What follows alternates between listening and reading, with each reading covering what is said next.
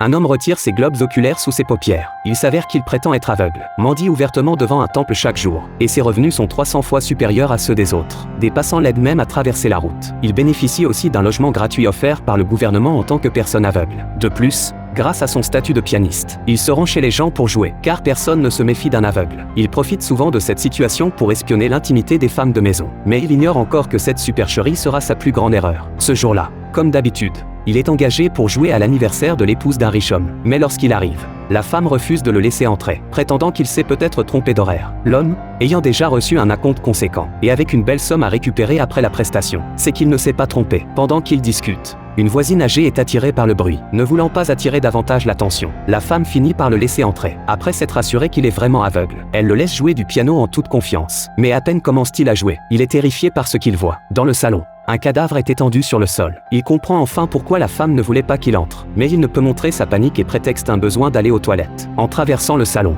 pour rendre son rôle de faux aveugle plus crédible, il marche délibérément dans une flaque de vin rouge, pensant qu'il pourrait se calmer aux toilettes. Il découvre un spectacle encore plus effrayant. Le meurtrier se cache derrière lui avec une arme à feu. Il est paralysé par la peur, craignant qu'un moindre faux pas ne le trahisse et ne lui coûte la vie. Heureusement, le meurtrier ne se méfie pas de lui. En revenant au salon, il voit clairement que la victime est le riche homme qu'il avait engagé. Malgré sa terreur intérieure, il doit feindre le calme et continue à jouer du piano. Pendant ce temps, la femme simule un appel avec son mari, affirmant qu'il arrivera dans 10 minutes. Puis, devant le pianiste, elle commence à manipuler le cadavre. Quelques instants plus tard, ils mettent le corps dans une valise pour l'emporter. L'épouse du riche homme va jusqu'à la porte, feignant d'accueillir son mari. Elle utilise un enregistrement vocal de ce dernier, et fait semblant de discuter avec lui devant le pianiste. Après quelques phrases, elle prétend que son mari doit s'absenter pour une affaire urgente. Le meurtrier, déguisé en riche homme, sort de la maison en traînant la valise. En sortant de la maison, le pianiste ne rentre pas chez lui, mais s'assoit sur le trottoir, hésitant à appeler la police. Le riche homme, connu pour sa générosité, lui donnait toujours des pourboires généreux dans les bars où il jouait. Hier encore,